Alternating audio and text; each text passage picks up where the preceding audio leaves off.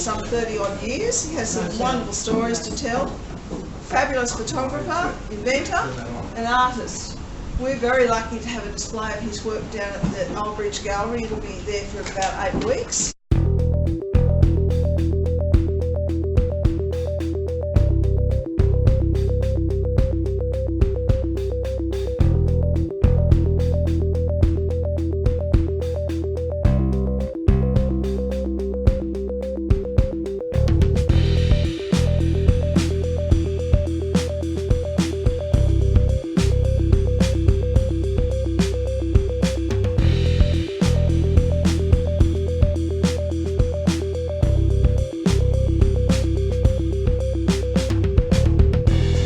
So please, if you get a chance, pop in and have a look at it. And I will hand over to Jim. Thank you. If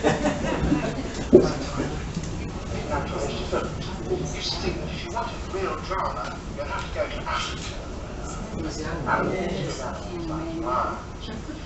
pounce on wildebeest and elephants, battling one another. And then along came Jim Frazier and JT, and they showed that you can get just as brilliant drama right from an Australian backyard. Jim, because he had extraordinary ingenuity in inventing lenses that made shots like this one possible. And Wendy, because of her great and intimate knowledge of small creatures, which enabled us to know just what animals like this one were actually doing. And the world of natural history films has never been quite the same since. What an introduction. David is an extraordinary guy, as you all know. But I'm still emotional. Denzi Klein died a couple of months ago. And her and I literally travelled the world for David, filming wildlife for nigh on 25, 30 years. And in the bargain, we made our own films. We filmed for National Geographic, chiefly for the BBC, and we got a lot of joy out of doing our own productions. And Denzi was such an extraordinary lady with words. Who remembers her on Burke's Backyard? And she just had a way with words. She wrote something like 30 books, and they were all very popular. And she left an extraordinary legacy to this country. And Helen and I, my wife, have just packaged up about 270,000 slides to go to the National Archives. And the legacy left with her writing and her pictures, which were immaculate, and also the cataloguing of that many slides she was meticulous about. And so when the National Archives get this stuff, all the work's been done for them. It's just extraordinary. Anyway, and I owe a lot to Denzi. It happens one day, I've always been associated with wildlife. My dad was a butterfly collector, and so it went, and I went on. I took a very keen interest in reptiles, snakes, and Denzi was travelling around. She was writing a book on frogs at the time, and she went up to the University of New England where I worked, and a Dr. DeBave there said, "Oh, you've got to go and see Jim Frazier, he knows where all the frogs are." And so she came and saw me, and I took her out, and she photographed all these new frogs for a book. And when I moved to Sydney and I left Armidale, her husband then helped me find a place to live in Sydney, and I kept contact with Denzi just because I was one of the few people I knew in Sydney. And so I was up there one day, and if you remember Vincent Saventi and Bob Raymond, they were doing a film called Wildlife in the Suburbs, and they asked Denzi to film for it because she had a Hasselblad Masters Award. and she was a well-known photographer way back then. And she said, no, I know nothing about movie cameras, I don't want to do it. And I piped in and said, I'll do it, I'll have a go. And I knew nothing at all. So Denzi taught me the rudiments of photography, and I picked up Vin's camera and made every mistake in the book. And then Denzi said, look, we'll try and do a bit of work for you. And this was a film camera, a wind-up job. And the first thing we filmed was a spider called Dinopus, the net casting spider. And it actually builds a beautiful net and stretches it out, hangs upside down above a pathway for an insect, and then it drops over and spreads the net over its victim. And what I filmed there was absolutely extraordinary. We showed Vincent, Wendy and Bob, and they went ape, and they said, oh, we want this, this, this, this and this, and that started a career that I couldn't believe. And it kept me off the streets of a weekend, and I would work through the nights filming the nocturnal stuff, and then weekends when I wasn't working at the museum, I would be up with Denzi trying to film all this wildlife that she knew an awful lot about. So that's how my career started. But really, I guess you have to have an interest in wildlife in the first place. And I did, and at a very young age I collected, I think I'll turn these lights off.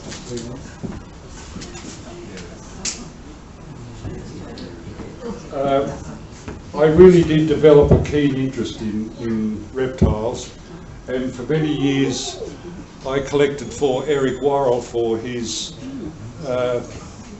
program on antivenines.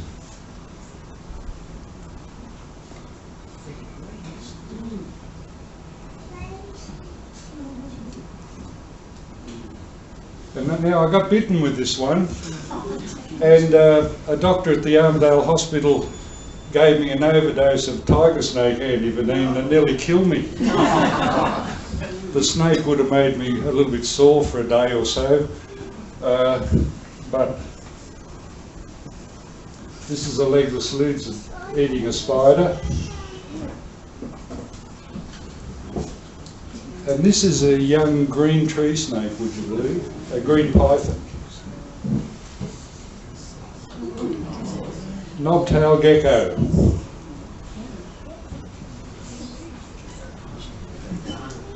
This is the African one. And the good old goanna. Now, there's actually a mollusk in, you can see it there. It's not a good photograph. And that was one of the very early lenses that I built and played around with, and I'll show you a bit more on those later.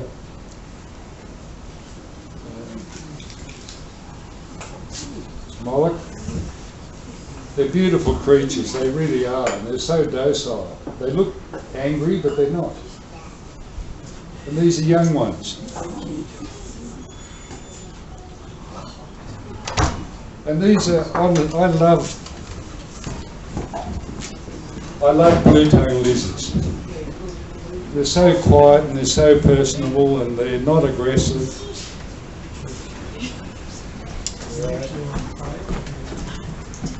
There is a late fee.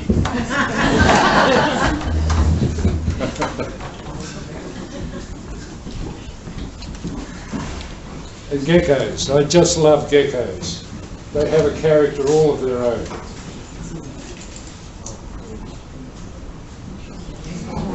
And I was the first one to film this, and I got it to chase the camera, and I was given the secret by an Aborigine who said, if you torment it with the camera, it'd chase you. And I was able to do the classic shot of this running towards the camera while I backed. Here it is. Now I built a special device that swung, and I considered my arm like a tripod, but very flexible, and you could run up and down, and that stayed steady because you're hanging with a weight. And Jeff McMullen got me to film for 60 minutes, I think, at the time. One of the frogs I mentioned. Now, here's two mosquitoes having a feed on this frog.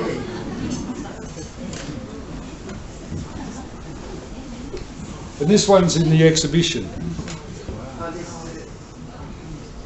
Now, that is a pet frog we've had at home for about 6 or 7 years now, and it comes out and it'll literally ask for food. And I'll catch a moth on the window or something and hand it to it, and it'll blow up, takes it. I filmed cane toads, An Unnatural History, many years ago for another client, and that really was an awakening for me, and I saw the danger of what was really happening with the cane toad and the wildlife that it was killing because of the poisonous glands that it has. And this is the tadpoles of the cane toad. Now, this is a classic Denzi Klein shot. I did not take this shot. I owe it to Denzi. This is the real driver, isn't it, eh? It steers you in all sorts of directions. Now, I also had to film termites for another client, and I had to get the lenses like endoscopes in the nests of the termite, and these are the queens that are in there. They're huge, and they're a continuous machine for just producing eggs and young ones. Now, Denzi and I went to Borneo, and we spent spent 2 months there for David Attenborough, and the BBC gave us a hit list that they wanted for David, and one of them was the most primitive of the monkey family in the world, called the tarsier. And you can't see it there, but I actually had to put up a net behind it, which was a black fishing net, to keep it contained.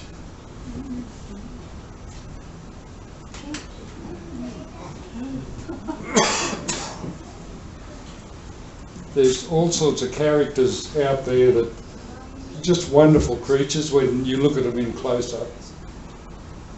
Butterfly's head. One of the other jobs we did in Borneo for David was the flower mantis. Now, this mantis has platelets on the legs. Oh, excuse me. And it sits on a flower and it looks like another flower. It's quite an astonishing insect. Whoop. One of the shots I had to get also was a shot looking from the termite's nest out, and this is when I started to use my very special lenses. This is a giant millipede. It's all of 8 inches long. Now, the BBC sent us to the high plains in Sierra in America, and someone asked me today, actually, I got an honorary doctorate, and this was one of the reasons I got an honorary doctorate. I failed school, never went to university other than as a technician, and but I filmed some extraordinary stuff that I'd solved a lot of biological mysteries by filming certain things, and so I was awarded with an honorary doctorate, and this was actually one of them, and I had to solve the mystery. There's a symbiotic relationship between a moth and this yucca plant, and the moth is the only insect that can pollinate this yucca flower, and that's it there. Now, when we went there, the BBC said, look, the yucca plants are 20 foot high and you're going to have to build a tower up to get up to the flowers. And the moth is white. And I wasn't keen on building that tower and getting up there. So I consulted an expert in the States on the yucca, and he said, oh, well, there is a low-growing one, and it's a black moth in a white flower. Perfect, and that's what we ended up filming. So this moth goes around the stamens, and it gathers a ball of pollen, rolls it into a ball, and it's got very special mouth parts, and then it goes down to the base of the stigma and rams it in. And the astonishing thing is that the growing caterpillars only eat 11% of the seeds. So what does that tell you? The plant is assured of survival, and so is the moth. It's a wonderful example of now, one of the other jobs we had to do was to go to Sumatra and film the largest flower in the world. This area is gone now, by the way. It's been all taken over by the horrible industry, palm oil. And they've wiped out most of Borneo and most of Sumatra now with palm oil. And I urge you all, don't ever buy palm oil. They're killing the environment like you can't believe. So I wanted to show you this shot because there's lots of tricks in the film game. I had to be filmed with my hand on this by Denzi at the time, and I took my watch off and she took the shot. And then they show David in a jungle somewhere else in the world coming and squatting down, and his hand comes in and touches this plant. That's the tricks of the game. That's the flower open. It's about 3 feet in diameter. Seahorses I had to go and film, and I fell in love with these little creatures. They are just magic. And they have personalities, each and every one of them. This is, God, I've forgotten the name of it, a green iguana. And a colleague that worked with me at the museum had a passion for these, and he had several sent out to Australia here so he could study them. And so this was shot in a suburban backyard at Denzi's place in Sydney. Then we spent the 2 months in Borneo filming, and suddenly, after a big effort, we had to go to some other country and do a bit of filming. And as we flew out, I looked down out of the plane and I saw all this rainforest gone and replaced by palm oil. And I said to Denzi, my God, there'll be nothing left in a few years. And I was right. I think there's 5% left.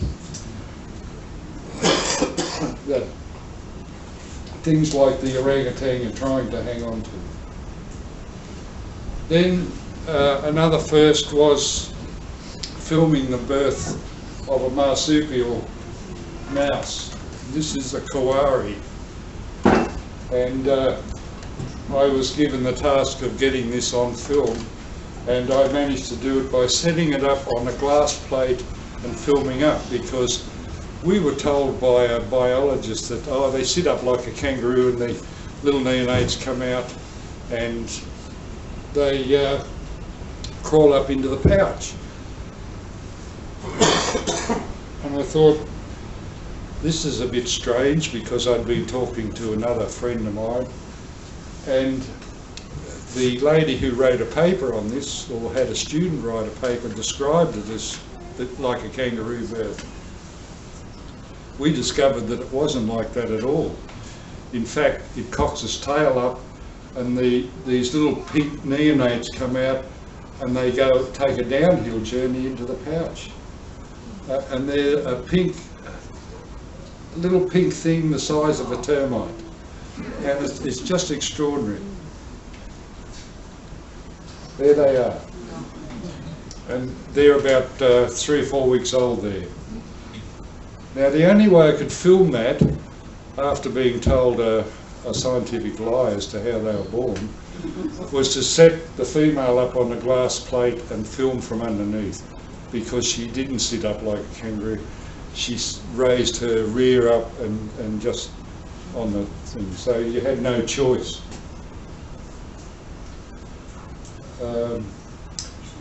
This one's just about disappeared. I wish I could think of the name of half of these. As I get greyer, any of you have the same experience? It's not a civet, is it, Jim? No, it's a clouded leopard. Ah. And I always had to figure out ways on how to get shots of things underground and things like that, and shots of plague locusts. They wanted to see the eggs coming out, and of course they put their abdomen down into the ground, and so you have to figure out how to do it. So you can't see it there, it's actually got a glass plate in front. Honeypot ants, that was another challenge. We had to film honeypot ants, and nobody had ever seen them underground. The Aborigines knew a lot about them because they used to dig down and get them and eat the honey.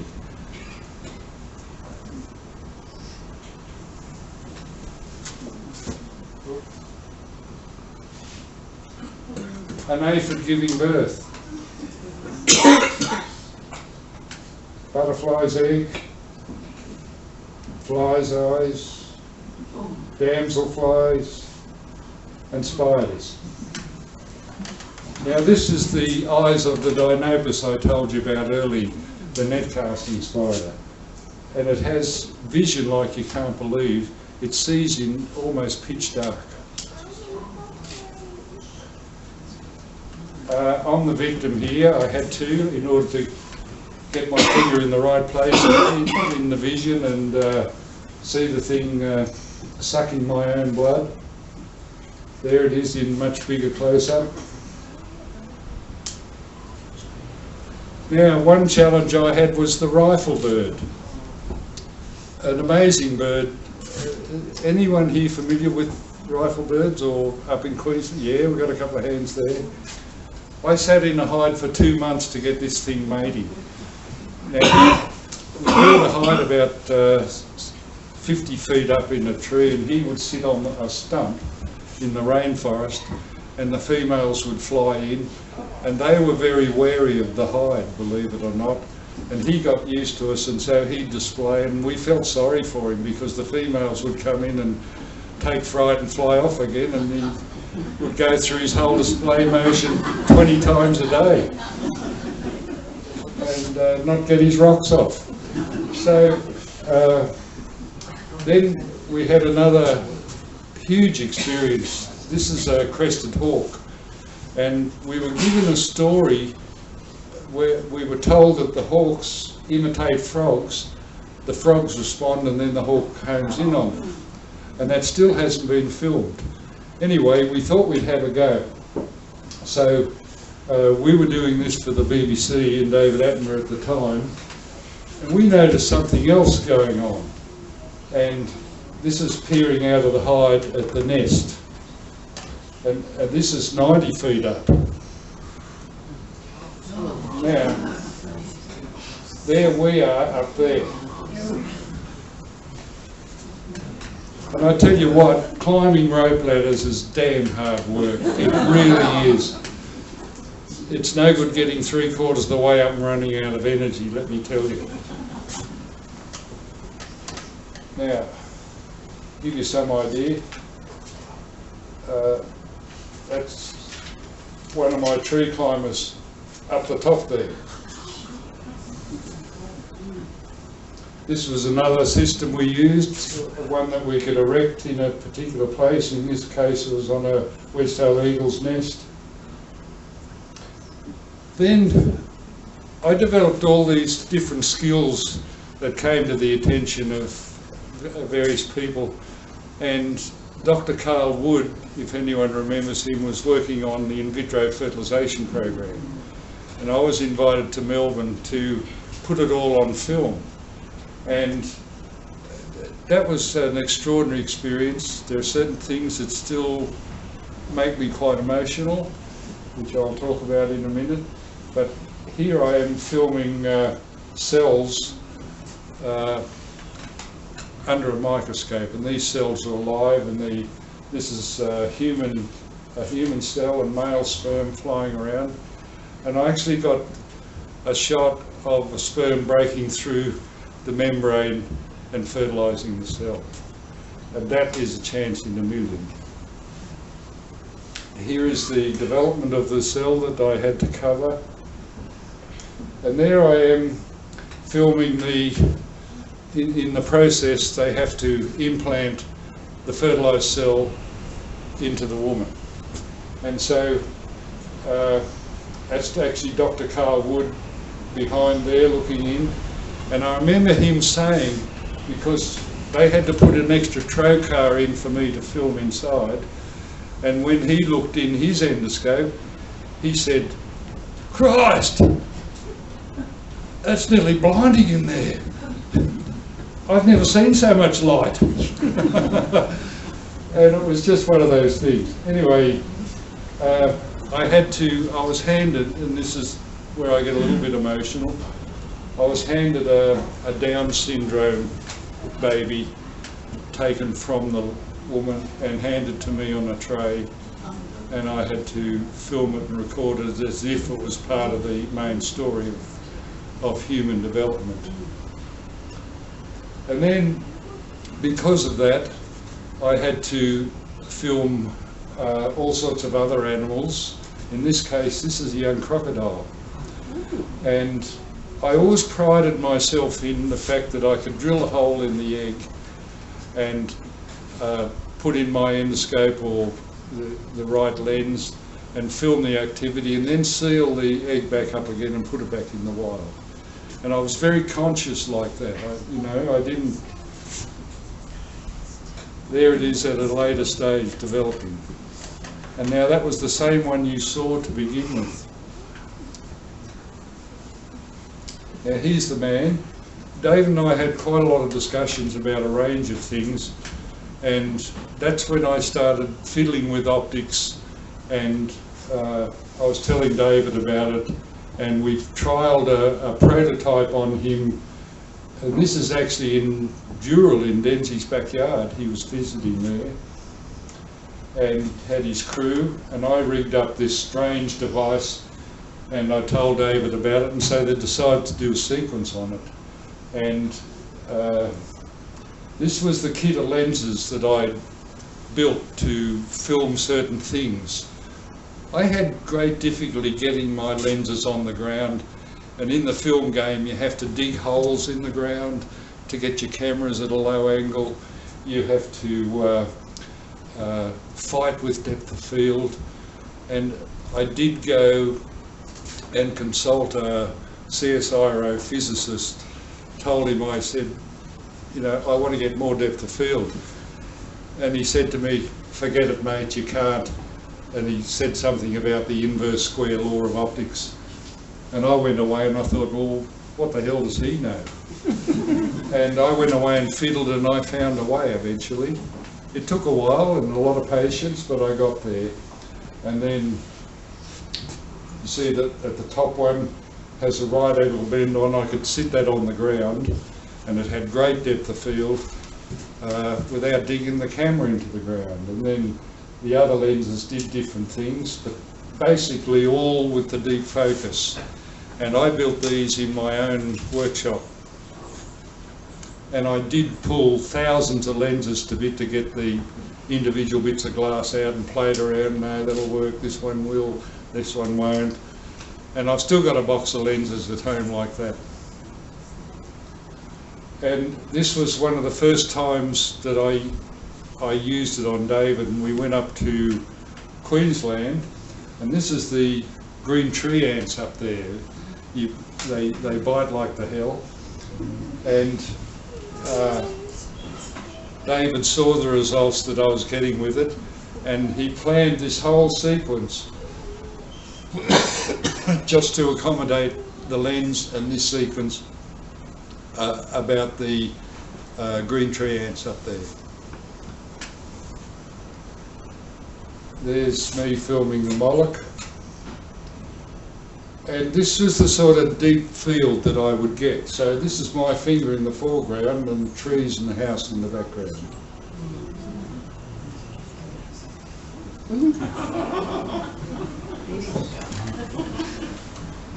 There's Denzi in the background with the microphone.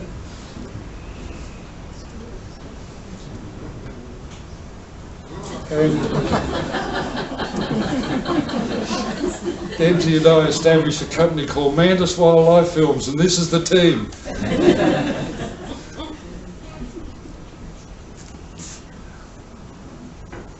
It gives a whole different perspective, doesn't it? And it sort of, to me, it really shows the environment these things live in. It's not out of focus in the background, so you don't see where it lives.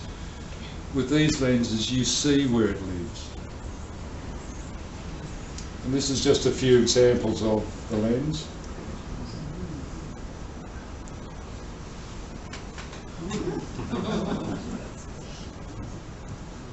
That one went on the front cover of a golfing magazine. And my wife sitting in the back there, I'm running up the driveway chasing these paracorting butterflies. And I said, quick, turn around, and she did, and I got another shot which is in the exhibition, I think, or in one of the books I've got, where she's facing the camera, and I've got another shot of the butterflies. Now this is the Panavision Frazier lens that was built, and this is the lens that got me into big trouble, actually. Panavision saw what I was doing with lenses, and they contacted me and said, we'd like to talk to you about these. And I thought, well, you know, it's about time I got a good lawyer. And I did, and the lawyer wouldn't let me go to the States to see this. He said, they've got to come to Singapore. You've got to be on neutral ground. And so I went to Singapore, and long story short, Panavision was so taken with my optics that they put their top optical guy over there on it and came up with the Panavision Frazier lens. Now it looks weird at the top, it actually swivels in all directions without the camera moving. You can look up, down, sideways, backwards, however you want to swivel it. Then to boot, behind just there, there's an image rotator. And so a director can walk up and say, that's the Dutch I want there, that's when you angle your camera. And he's done it. A camera system didn't have to angle the tripod.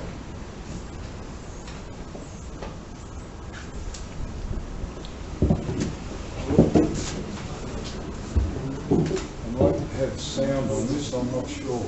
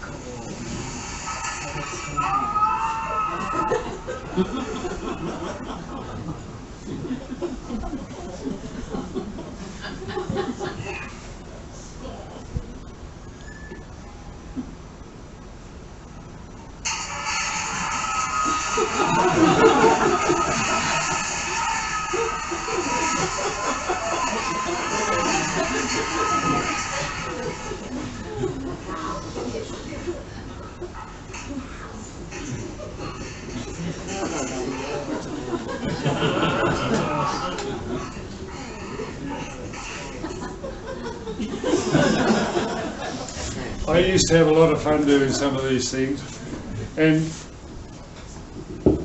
I had the opportunity to do this only because I had these lenses, and you saw the deep focus in that operating quite well. And a few times in your life you get shots like this. This is a silhouette of a sugar glider against the moon, and you try and get that shot, you know. This is like, for me, it's like winning the lottery. This moth, it's actually, there's a shot I think Wendy's got in the exhibition. It actually sits on its wing edges, and that's the way it sits all day. Hair pencils on a butterfly.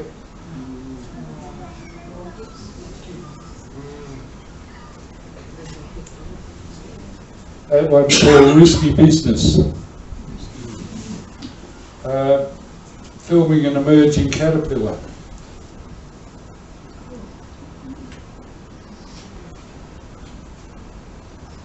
These ones really do sting, let me tell you.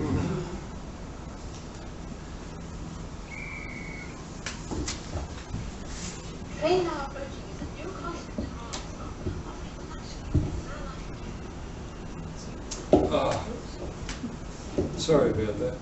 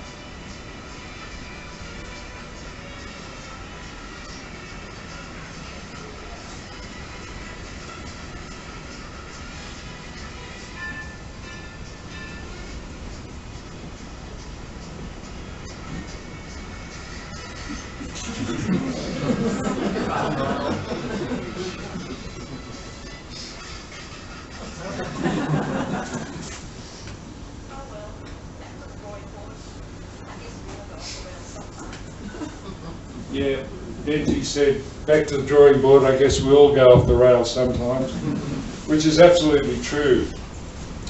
When we did that sequence for Burke's Backyard, they never had so many requests for a Pete in all the programs that they'd done over the years. It was the most popular one ever presented. And I actually had fun doing it, but now I've got to tell you something. These were, the processionary caterpillars have what's known as urticaceous hairs. They really itch. And for weeks after, Denzi and I scratched and itched, and I would never do that sequence again. And always asked to get shots for various magazines and covers and things like that. Now this one, there's a little story attached to this. I got these mating in midair and I sent it to United Airlines with the title, "We Fly United." I never got a reply from them. Didn't they miss the bandwagon?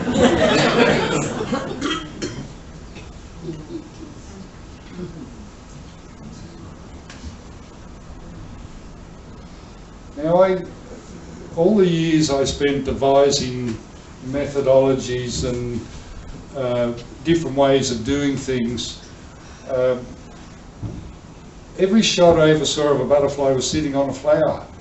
I thought, no, there's got to be a way to photograph them in flight. So like the lenses, I figured out a way to photograph them in flight. And it does enter a little bit into the realm of special effects, but nevertheless it's photographing butterflies in flight.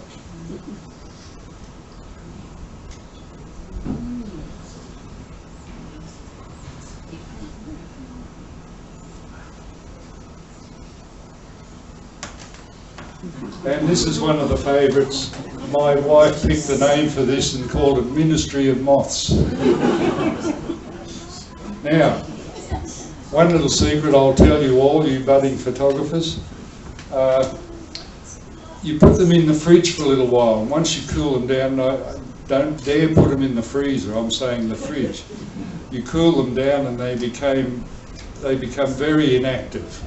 And so you can take them out of the container, you have them in the fridge and sit them on the leaf wherever you want to sit them, and they'll just stay there till they warm up and fly off. This is the horny goat moth, same trick, in the fridge job. This is now show us your pink bits.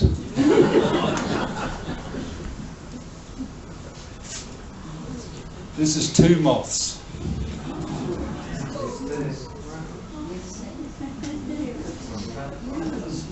The eyes on butterflies and moths always amaze me, and it's purely a strategy to get predators thinking that they might be dangerous.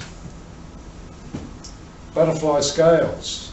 When you look at a butterfly and you rub their wings and you get these tiny little furry bits on your finger, are the scales, and that's what they look like in close-up.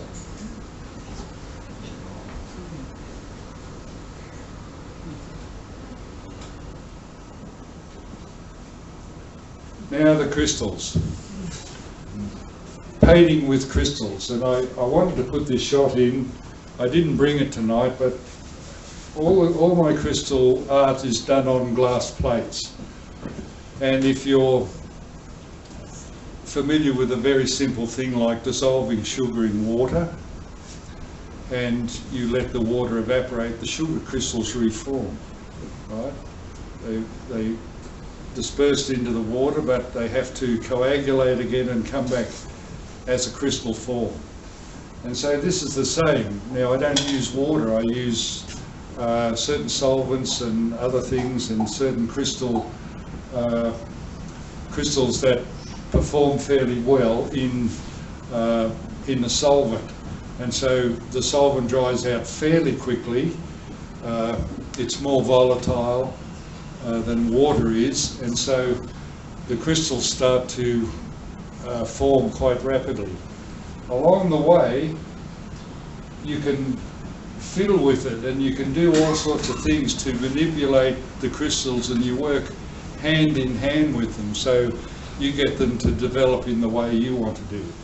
Now there's a million different ways you can mix the crystals up with different amounts of solvent, and a drop of this might change it radically, and a different solvent might produce an entirely different result. So there is no end to the variety of crystals that you can form, but it's basically all done with a lot of meticulous work, and they're at a very small scale.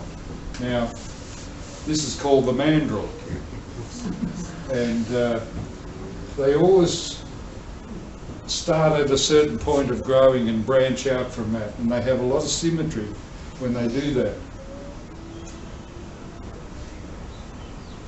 This one I call Atom and Eve. Now the crystals actually start at this point and then grow outwards, and you can stimulate that point of growth. Here we go. Do it again.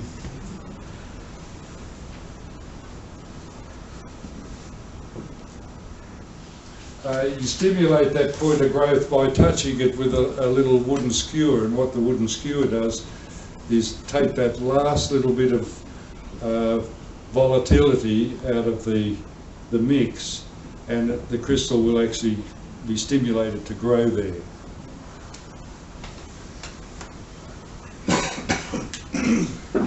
Now I like this one because it's got eyebrows, but it started growing at that point, and as it grows it expands and creates the sort of shapes that you get.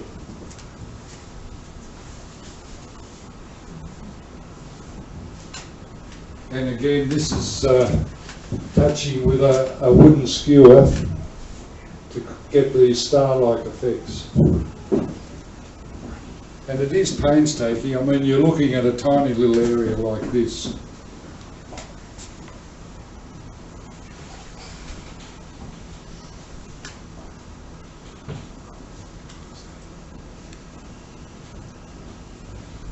Now, what I normally do is just go back a couple. To get a landscape type effect, I do a brush stroke, and the brush, like the wooden skewer, starts the crystallization process at a certain stage, and you let the foreground grow up taller than the background, and that puts perspective and like a landscape distance into the picture. This one, similarly, but I've put a drop of alcohol, like methylated spirits, on there, and it dispersed and created that hole. But when the alcohol dried out, there were still remnants of the original formula that was pushed aside.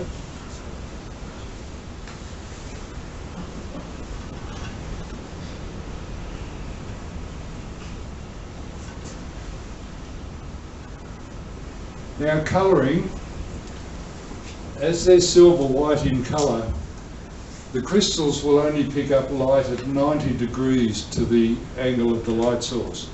And so I put the glass plates that they're on a special machine I have, and backlighting them I have about 6 or 7 lights.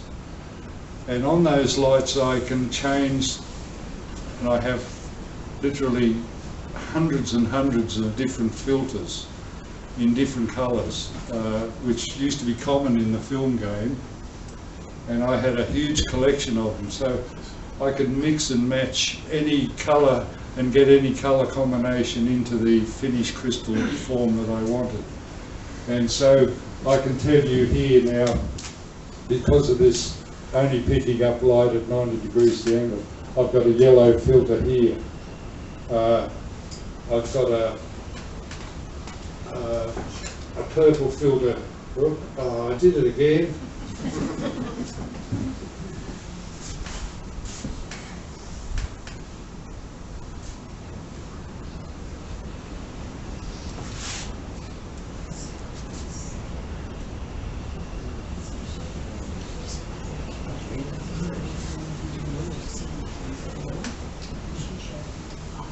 Here we go. I think it's time for a 2-minute break, and I'll get us down to where we were.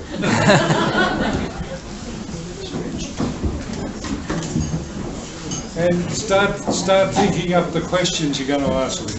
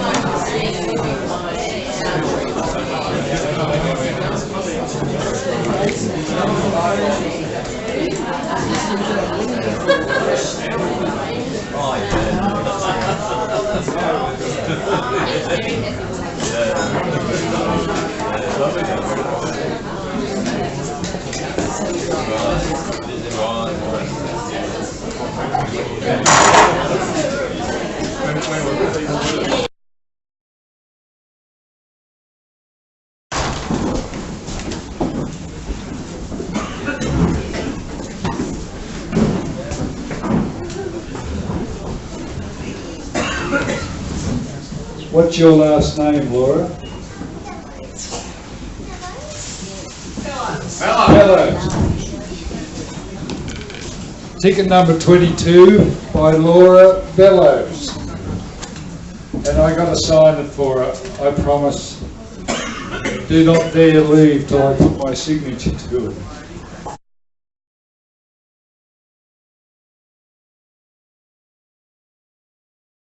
And I can shift those lights around to get the exact effect that I need.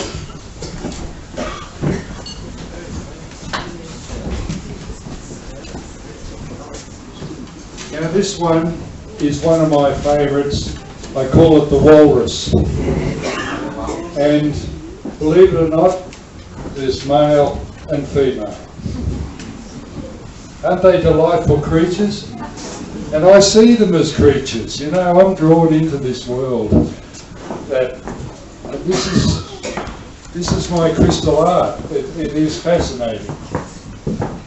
It's in the Opera House. And I did this with the title Setting the Night on Fire at the Opera House.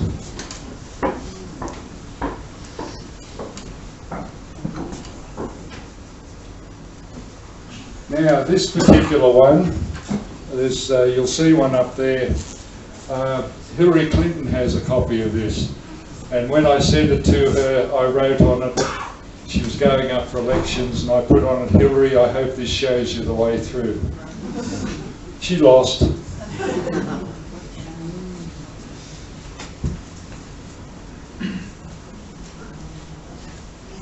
There is just no end to the variety that you can get with this system.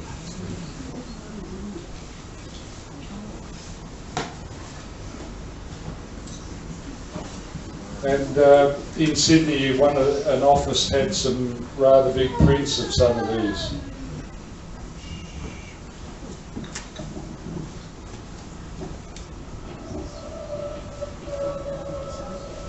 This is called Crystal Dancer.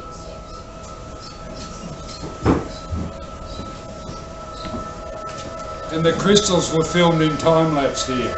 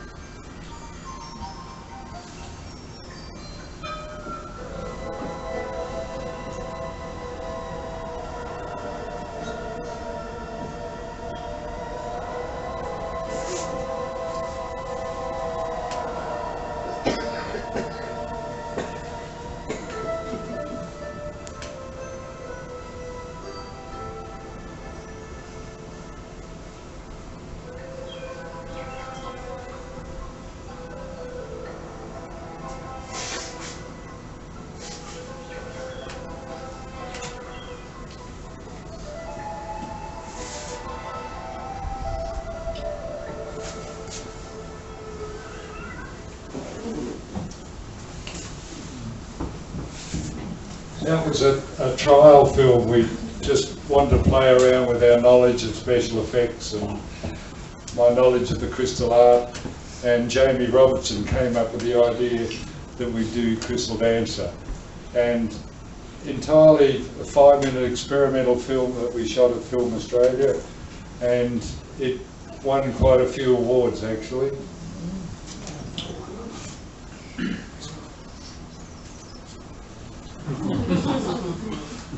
Now, the title of this is Listen, the Earth is Crying. And the butterfly book that is down there is there for a good reason. Because I wrote it to raise funding for a massive big film I want to do to change the conscious thinking on this planet. I said earlier that politicians worldwide are killing this planet. It's far deeper than that. Travelling for Edinburgh across the globe, filming wildlife and going to all the different countries, I've seen the devastation happening at an environmental level that distresses me greatly, and it disturbs me extraordinarily for future generations and what they are inheriting from our generation. And at the end of the day, for most big companies on this earth, it's all about the money. They're like politicians, they don't give a damn about the environment, so long as their bank balance is healthy. So I actually did this shot for another wonderful lady of mine who died a few years ago called Mary White. And she believed in the Gaia theory, and I told her about my concept of symphony of the earth. And ever since talking to her about that, I sat down and I strategized a way how we can get out of the mess that humanity's in at the moment. And there is a way, and I have spent years now strategizing a way. I'm currently looking for $38 million to do a feature film of proportions and so different from any other film that's ever been made in the world, to try and assist future generations have some reasonable existence on this planet.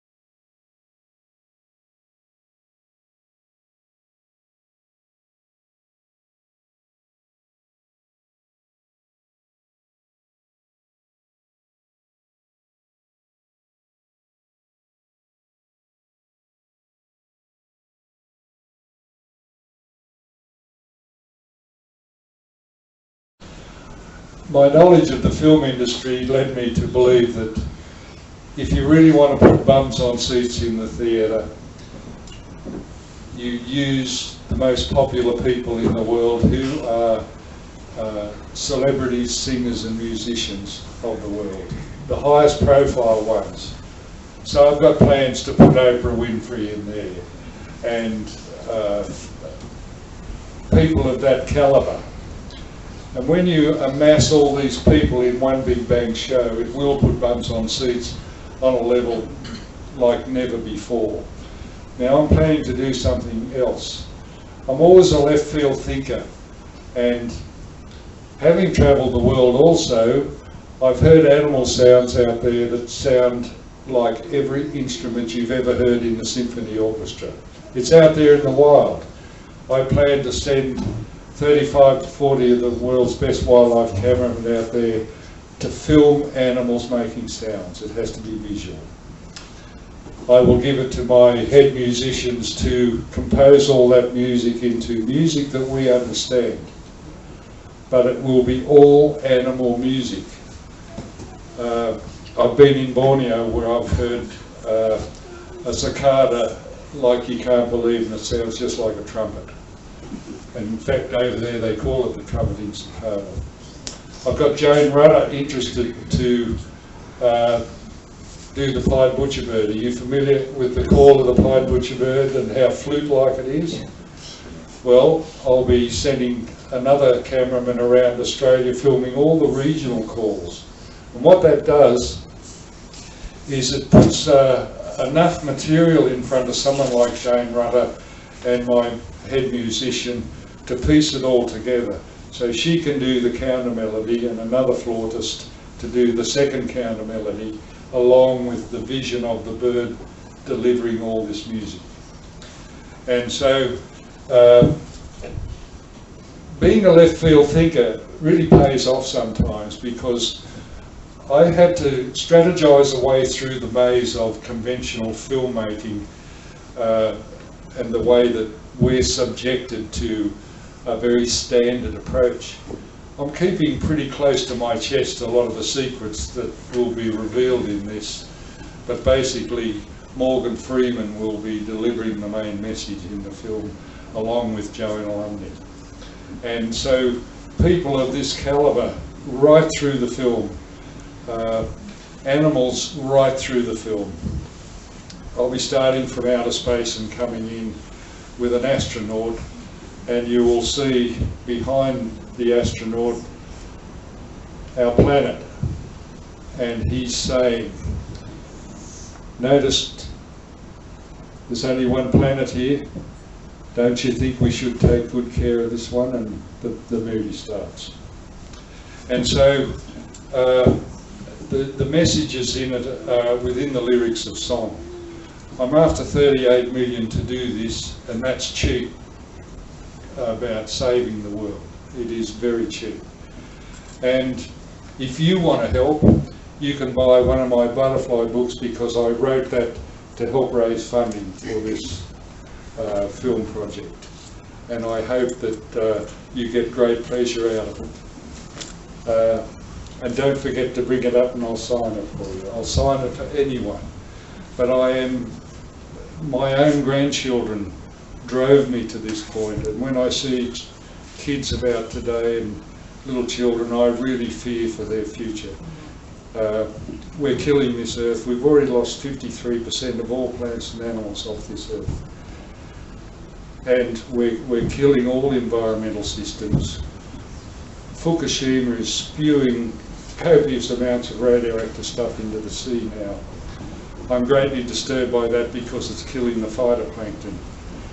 And the phytoplankton is the very basis of the whole food chain.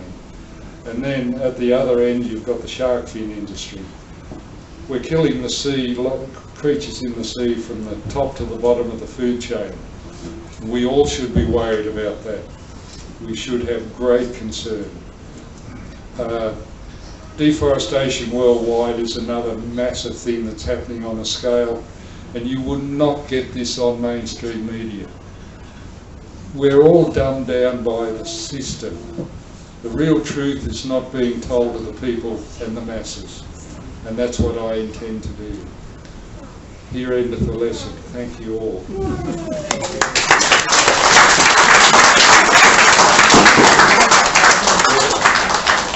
I'm quite willing to take questions if anyone has any queries. Yep. How did David Attenborough find you? We had a few nosh-ups of red wine. I found out he liked red wine too. And we had a few joke sessions, and he liked my sense of humour, so we got on quite well. Denzi was a bit disgusted with the way that we did get on, actually. She was a very reserved lady. Yes. Out of, when you're doing your crystal paintings, Yes. what is your percentage of things you actually go, oh, yeah, you keep? You do a lot that you throw away. It's like taking a lot of photographs that you turf out. Is it that high a percentage that you go, well, that's right? Yeah. Well, it's so painstaking. You know, I can sit there for hours. I didn't tell you, but I used to get to work in the morning to my studio, and suddenly I became engrossed in this when it started. Suddenly it's 11 o'clock at night and I hadn't had a cup of tea, lunch, afternoon tea. It was time to go home. I was totally sucked in by this thing, and I saw the potential, and all I wanted to do was to explore and explore and explore, which I did. Yes. No. Yes. Jim, I saw on your Symphony of the Earth webpage there's some other videos, and one of them was, I think, another film that parts of Crystal Dancer were in, which is Sounds Like Australia, was it? Yes. Yeah, were they done at the same time, those films? They were, actually, yes. Yeah. Yeah. I've been involved in so many films all over the world, I've lost track, literally. And I'm facing the dilemma at the moment. I've got a half a shed full of tapes and film that I also want to get to the archives, because I know we've got footage of animals that have already disappeared off this earth. And that footage is valuable. Okay. Thank you.